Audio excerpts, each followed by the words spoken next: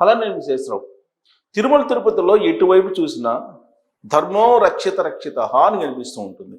కానీ ఇప్పుడు నెయ్యి కల్తీ విషయంలో అధర్మో భక్షిత భక్షిత అనిపిస్తుంది. ఎందుకనంటే సిబిఐ ఛార్జ్షీట్ వేసింది. ఆ ఛార్జ్షీట్లో చాలా క్లియర్గా కెమికల్స్ వాడారు లడ్డులో, పామోలిన్తో పాటు కొన్ని కెమికల్స్ వాడారు అని చెప్పేసి చాలా క్లియర్గా మెన్షన్ చేశారు. టాయిలెట్లు కలిగే కెమికల్స్ పవర్ఫుల్, అవి ఉపయోగించి కొన్ని ఎసెన్స్ని దాంట్లో కలిపి లడ్డు తయారు చేశారని చెప్పి సిబిఐ ఛార్జ్షీట్లో పొందుపరిచినటువంటి అంశం. కానీ కల్తీ లేదు, కావాలని చంద్రబాబు నాయుడు గారు లేదంటే ఇప్పుడు కూటమి ప్రభుత్వం చెప్తుంది అనేది వైఎస్ఆర్ కాంగ్రెస్ పార్టీ చెప్తుంది. విచిత్రమైనటువంటి పరిణామం ఏంటంటే 2019 తర్వాత తిరుమల తిరుపతి దేవస్థానంలో జరిగినటువంటి పరిణామాలు కనుక గమనిస్తే అసలు దేవదేవుడు ఎలా ఇవన్నీ బరాయించాడని చెప్పి అనిపిస్తూ ఉంటుంది. అన్ని దారుణాలు జరిగాయి. చెప్పచ్చు ఇదంతా పొలిటికలైజ్ చేసేసి పొలిటికల్గా మా మీద దాడి చేస్తున్నారు ఇవన్నీ చెప్పచ్చు. కానీ వాస్తవం అనేది ఒకటి ఉంటుంది. ఒక చుక్క పాలు లేకుండా మరి 250 కోట్ల రూపాయల విలువైనటువంటి నెయ్యిని సరఫరా చేశారంటే తిరుమల తిరుపతి దేవస్థానానికి.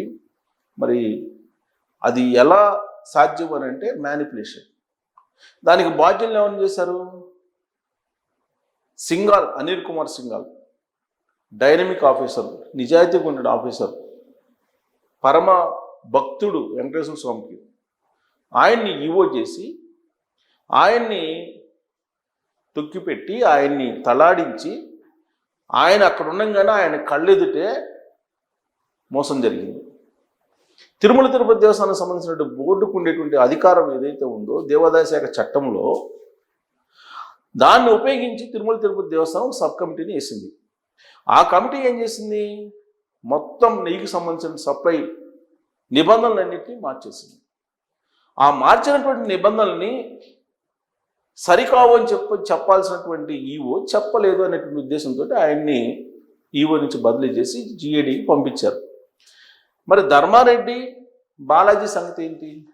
సిబిఐ ఆంధ్రప్రదేశ్ గవర్నమెంట్కి ఇచ్చినటువంటి రిపోర్ట్లో అనిల్ కుమార్ సింఘాల్తో పాటు ధర్మారెడ్డి మాజీ ఈఓ, అలాగే బాలాజీ క్వాలిటీ కంట్రోల్లో పనిచేసేటువంటి అతను, మరి వీళ్ళిద్దరి మీద కూడా చర్య తీసుకోమని చెప్పి వాళ్ళు కూడా బాధ్యులను కల్తీ నెయ్యికి అని చెప్పి మెన్షన్ చేసింది కదా ఇచ్చినటువంటి రిపోర్ట్లో రాష్ట్ర ప్రభుత్వానికి.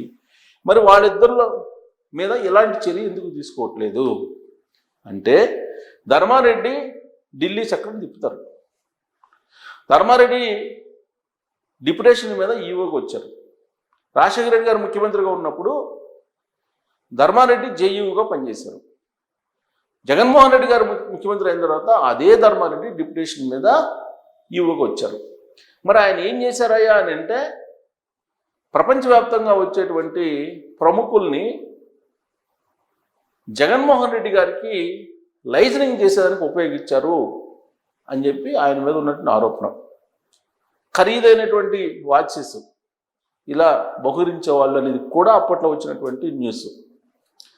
అలాంటి ఆయన్ని ఎందుకు మీరు శిక్షించట్లేదు అనేటువంటి ఒక ప్రశ్న వస్తుంది. అలాగే బాలాజీ, ఆయన మీద ఎందుకు చర్యలు తీసుకోవట్లేదు? బాలాజీ యాక్చువల్గా ఆన్ రికార్డు ఆయన చూసుకోవాలి. మరి చిన్నప్పన్న వైవి సుబ్బారెడ్డి పిఏ, అతనితో కలిసి ఈయన విజిట్ చేశారు బోలేబాబా డైరీకి. మరి బోలేబాబా డైరీ చేసినటువంటి తప్పుల్ని, దానికి లేనటువంటి కెపాసిటీని మరి గుర్తించినటువంటి బాలాజీ ఎందుకు రిపోర్ట్ చేయలేదు? అసలు కల్తీ నెయ్యి ఉంది అని చెప్పి ఆల్రెడీ రిపోర్ట్ వస్తే ఆ రిపోర్ట్ని తొక్కిపెట్టారు. ఆ రోజు ఉన్నటువంటి ఈఓగా ఉన్న ధర్మారెడ్డి అనేది కూడా ఉంది. మరి ధర్మారెడ్డి మీద ఎందుకు చర్యలు? ఇవన్నీ వినిపిస్తున్నాయి. అయితే ఇప్పుడు తాజాగా ల్యాబొరేటరీలు టాయిలెట్స్ కడిగేటువంటి కెమికల్స్ను ఉపయోగించి మనందరి చేత లడ్డుని తినిపించారు. మరి అది ఏంటి?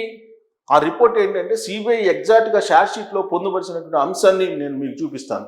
దాన్ని చూసిన తర్వాత మీరు అర్థం చేసుకోవడం, నెయ్యి కల్తీ జరిగిందా లేదంటే లేనటువంటి నెయ్యిని సృష్టించేసి అదే నెయ్యి అని చెప్పి మనందరినీ భ్రమింపజేసి మనకి పెట్టారా అనేది మీరే ఒక నిర్ధారణ అవ్వచ్చు. ఇది రిపోర్టు. అంటే దాదాపుగా కొన్ని లక్షల పేజీలకు సంబంధించినటువంటి రిపోర్ట్స్ ఉన్నాయి. ఈ రిపోర్ట్స్లో కొన్ని ఇంపార్టెంట్ తీశారు. దీంట్లో కీలకమైన పాయింట్ ఇక్కడ ల్యాబ్సా ఎలా వాడారు, ఈ ల్యాబ్స్ అనేది ఏంటి అనేది నేను మీకు వివరిస్తాను. ఇది సిబిఐ షార్ట్షీట్. ఇది షార్ట్షీట్లో ఉన్నటువంటిది ఈ report. Gupta received Aadhaar details of Gyan Prakash Sharma and Vishal Rohila. ఎవరు వీళ్ళు? ఎంప్లాయీస్ ఆఫ్ పామెలిన్ జైన్. ఎవరు ఇతను? జైను A3. ఈ బోలేబాబు నిర్వాహకుడు ఇతను A3గా ఉన్నాడు. అకార్డింగ్లీ వీళ్ళు చెప్పిన దాని ప్రకారం మనీష్ గుప్తా అనే అతను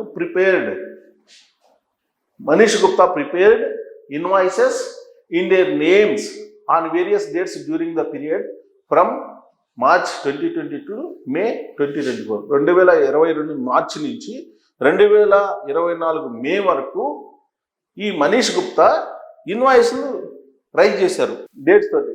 ఆ ఇన్వాయిస్లో A3 వాజ్ ఇష్యూయింగ్, ఇతను ఇష్యూ చేశాడు. A3 అంటే ఎవరు? Jain. Issuing the purchase orders directly through WhatsApp ద్వారా పర్చేజ్ ఆర్డర్స్ చేస్తే ఇతను ఇన్వాయిస్ రైట్ చేస్తే ఈ పర్చేజింగ్ ఆర్డర్స్ ఇతను తయారు చేశాడు మనీష్ గుప్తా. ఇక ఏంటిది? Mrs Aristo Chemicals has supplied lactic acid. వీళ్ళు తయారు చేసిన ఇన్వాయిస్ కానీ ఆర్డర్స్ కానీ వీటన్నింటిని పరిశీలిస్తే Aristo Chemicals has supplied lactic acid, LABSA or acid slurry అంటారు దీన్ని. టోటలింగ్ 8,900 kgs, 8,900 kgs టు ఎవరికి ఇచ్చారు? Harsh fresh dairy products private limited. అంటే ఇది Bolebaba organic dairy milk private limited.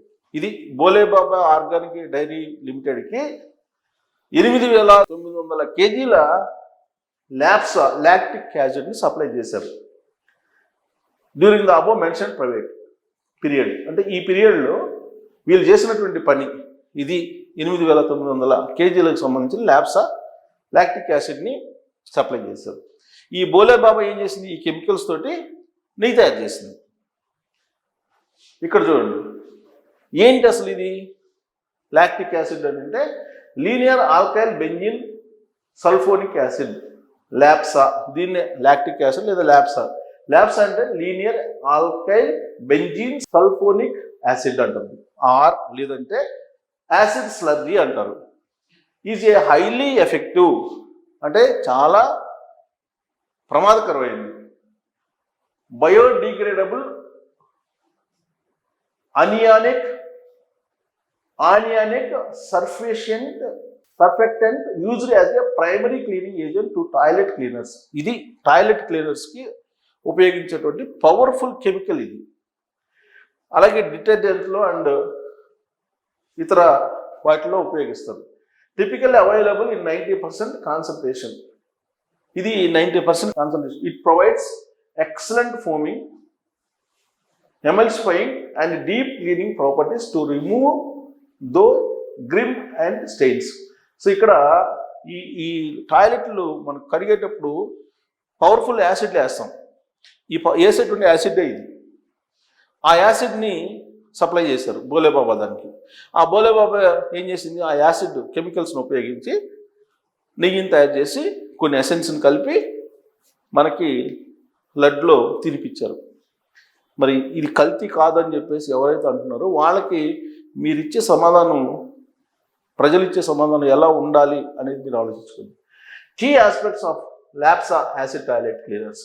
Cleaning action. LABSA is highly acidic, making it effective at dissolving mineral deposits, rust and scale in toilet bowls. ఇది formulation.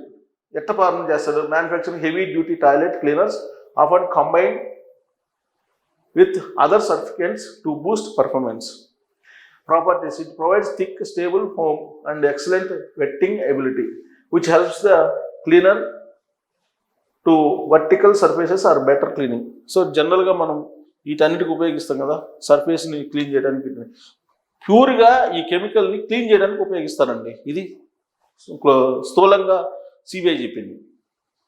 Concentration commonly sold 90% concentration for industrial and commercial manufacturing. 90% concentration తోటి దీన్ని బహిరంగ మార్కెట్లో విక్రయిస్తారు.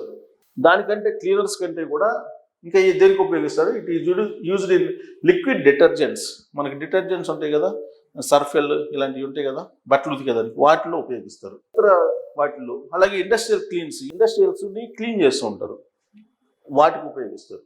ఇక 50 case barrels for manufacturing, it is often sourced from suppliers in 50 case barrels.